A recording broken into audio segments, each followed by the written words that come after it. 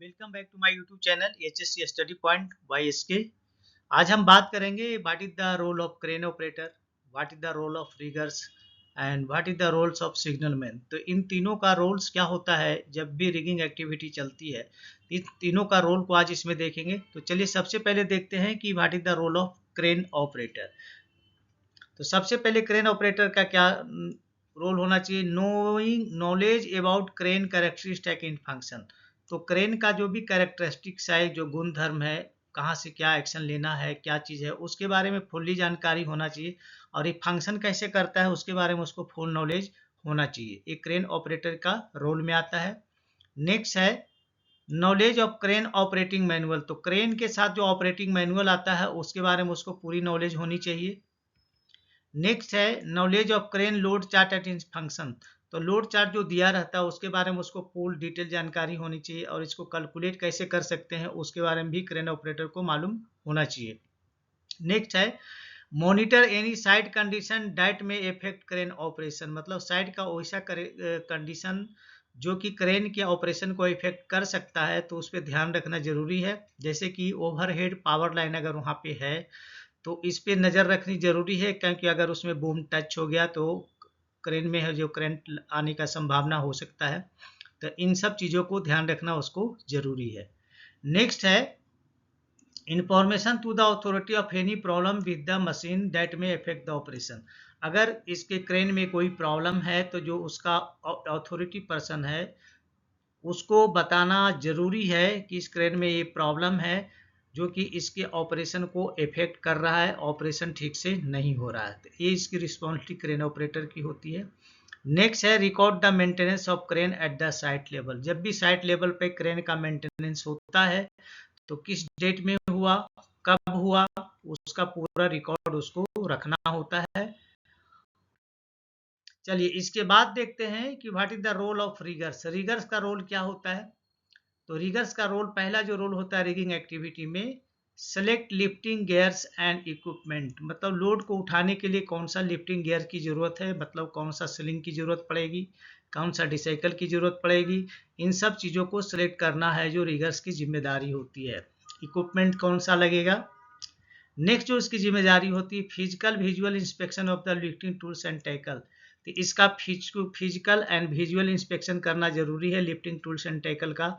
और ये भी साथ में देखना है कि विजुअल और फिजिकल करने के पीछे रीजन है कि कहीं डैमेज तो नहीं है और इसका कलर कोड वगैरह हुआ है कि नहीं, और थर्ड पार्टी इंस्पेक्शन है कि नहीं, क्योंकि उसमें पंच रहता है, उसमें स्टिकर लगे हुए रहते हैं, उससे पता चल जाता है कि इसमें TPI किया हुआ है और कलर कोडिंग उसमें होनी चाहिए। तो ये जिम्मेदारी रिगर्स की होती है।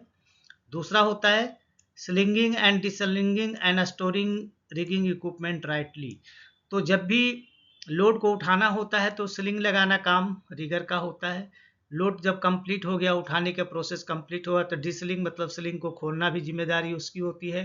और उन रिगिंग इक्विपमेंट को सही जगह पे रखना भी जिम्मेदारी रिगर की ही होती है। नेक्स्ट है knowing the load capacity of the rigging gear. और ये जानना जरूरी है कि जो रिगिंग गियर का उसने सिलेक्शन किया है उसकी लोड लेने की कैपेसिटी कितनी है, उसकी भी जानकारी रिगर को होनी चाहिए।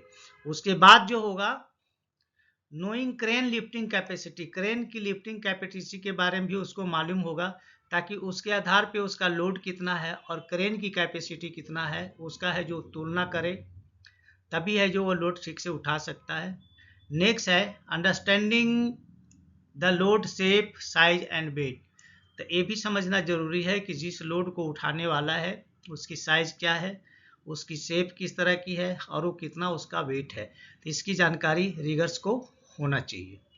नेक्स्ट है understanding how to rigging and control the load. तो रिगिंग को ये समझना जरूरी है कि लोड को रिगिंग कैसे करना है, लोड को, और उसको कंट्रोल कैसे करना है, एक कौन सा लोकेशन पे इसका इरेक्शन करना है। जो लोड में मूवमेंट आते हैं रिगिंग के टाइम पे वो उसको कंट्रोल करना जरूरी होता है, तो उसके लिए टैग लाइन वगैरह लगाए जाते हैं। तो इसकी भी जानकारी अंडरस्टैंडिंग उसको होना चाहिए।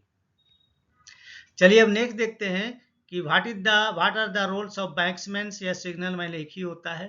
तो इसकी जिम्मेदारी और रोल क्या होती है? तो सबसे पहले इसकी जिम्मेदारी होती है stand in front of crane operator और line of sight to communicate well.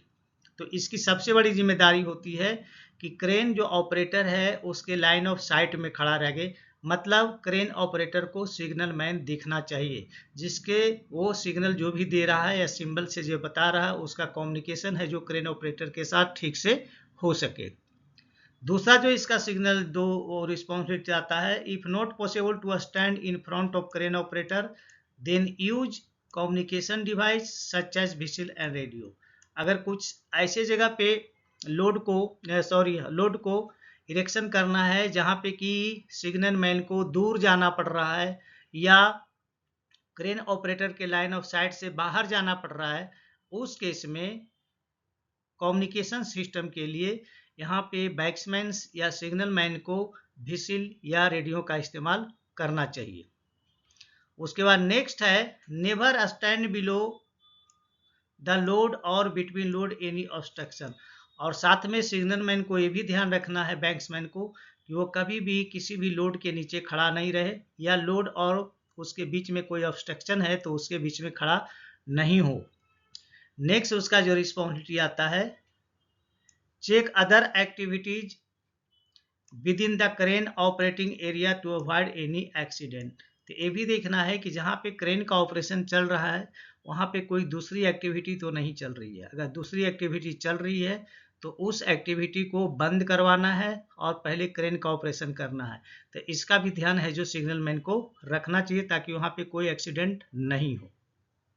तो चलिए दोस्तों, अभी आपने देखा कि what is the role of crane operator, what is the role of riggers and what are the roles of the wingsman या you can say signal man. तो चलिए यहाँ पे मैं आपसे रिक्वेस्ट करूँगा, अगर आप हमारे चैनल पे नए हैं तो प्लीज़ चैनल को सब्सक्राइब करें, दोस्तों में ज़रूर शेयर करें और बेल आइकन को ऑल पे सेट कर दें ताकि हमारे जितने भी वीडियो रिलीज हो उसका नोटिफिकेशन आपको सबसे मिले। तो चलिए मिलते हैं आपसे नेक्स्ट वीडियो में, तब तक के लिए जय हिंद, वंदे मातरम।